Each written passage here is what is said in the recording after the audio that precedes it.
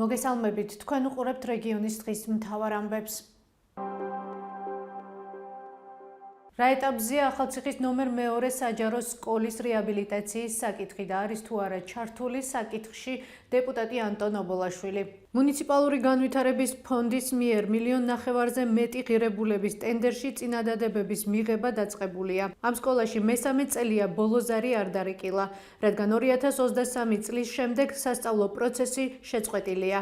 სკოლის მასწავლებლების ინფორმაციით, როცა სკოლა რეაბილიტაციის მიზნით დაცალეს, იყო დაპირება, რომ სასწავლო პროცესი რამოდენიმე თვეში უნდა დასრულებულიყო, თუმცა მას შემდეგ თითქმის 3 წელი გავიდა. მე-12 კლასელებმა ბოლო ზარის ღონისძიება პირველ საჯარო სკოლაში უნდა გადაიხადონ, რადგან ისინი სწორედ აქ მეორე ცვლაში სწავლობენ. სკოლის რეაბილიტაციის მოთხოვნით არაერთი აქცია გაიმართა. პროცესში ჩაერთო ანტონ ობოლაშვილიც, რომელმაც დღეს საკითხთან დაკავშირებით ჩვენი მედიის კითხვებს უპასუხა.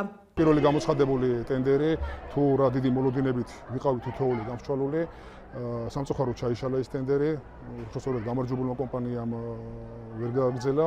მეორე ტენდერი გამოცხადა და სამწუხაროდ ის მეორე ტენდერი ჩაიშალა და მას შემდეგ კი ვნახეთ, იყო დამატებითი შესწავლები და ეხლა გამოცხადა ახალი ტენდერი, რომელიც არის საკმაოდ დიდ თანხაზე გამოცხადებული, დარწმუნებული ვარ, რომ და მაქვს იმედი, რომ ეს ტენდერი აღარ ჩაიშლება, შედგება და საბოლოოდ მშენებელი იქნება ღირსეული კეთილსინდისიერი კომპანია, რომელიც მოკიდებს ხელს და დაასრულებს სარეაბილიტაციო სამუშაოებს. დამატებითი სამუშაოების შესწავლის შემდეგ ინფრასტრუქტურის სამინისტრო მიიღო გადაწყვეტილება, რომ მოხდეს სკოლის სარეაბილიტაციო სამუშაოები.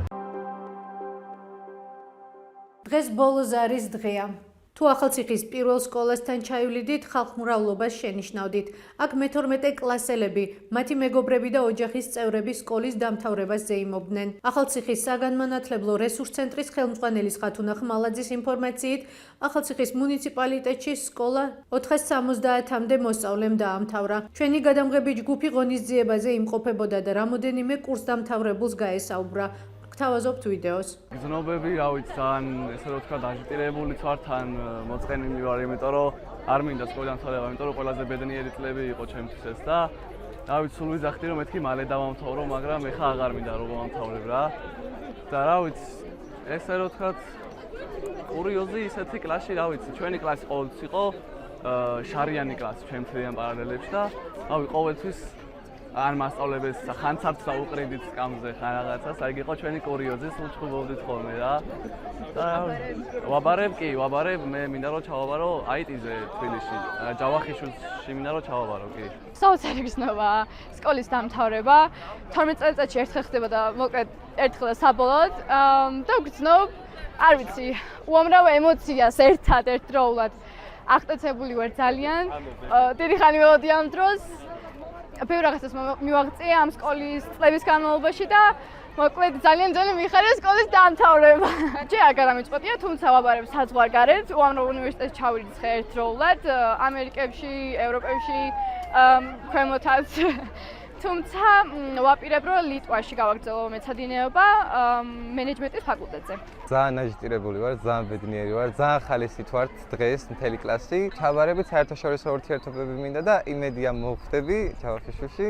და რავი, ყველა აბიტურიენტს, ყველა წელს ვინც ამთავრებს და ვინც ჩვენს შემდეგ დაამთავრებს, მინდა რომ წარმატებები უსვრო და ყველაფერი კარგი. მოგენატრება? აუ კი. სკოლა მომენატრება კი ძალიან. მიხარია სკოლის დამთავრება, თან გულიც მწყდება, რადგან ბავშვები მომენატრებიან.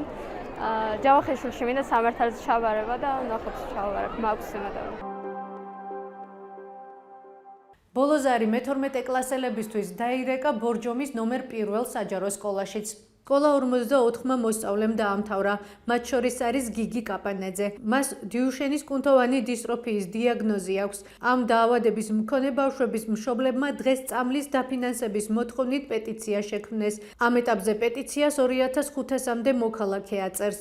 დიუშენის კუნთოვანი დისტროფიის მქონე ბავშვების მშობლები ერთ წელზე მეტია იმ მედიკამენტების შემოტანას ითხოვენ, რომლებიც ამერიკისა და ევროპის ქვეყნების ნაწილში უკვე გამოიყენება.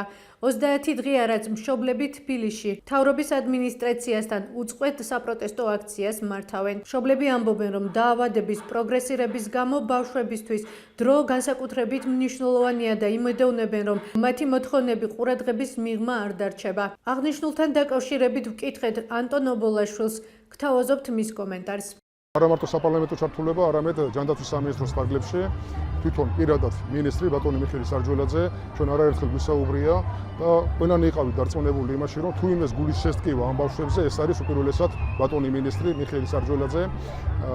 იყო უამრავი კომენტარები და მინდა ყველას ვთხოვო, რომ გაგებით მოიკიდონ ამას, მივიღოთ უფრო მეტი მტკიცებულებითი მედიცინის საფუძველზე კლინიკური კვლევები, იმიტომ რომ აქ არის უმთავრესი პირველი ამოცანა ჩვენი ბავშვების უსაფრთხოება შესაბამისად მნიშვნელოვანი არის რომ იყოს მედიკამენტი ის რომელიც მინიმუმ არაუნებს და მას შედეგი ექნება.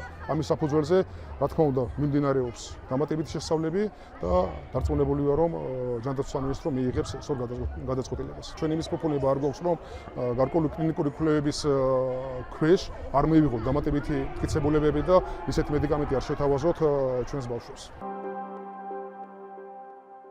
ეს იყო ჩვენ ხელთარცებული დღევანდელი ბოლო ინფორმაცია. მეტი და დეტალური ინფორმაციისთვის ეწვიეთ ჩვენ ვებ და Facebook გვერდს. გმადლობთ რომ გვიყურებთ. ხვალამდე.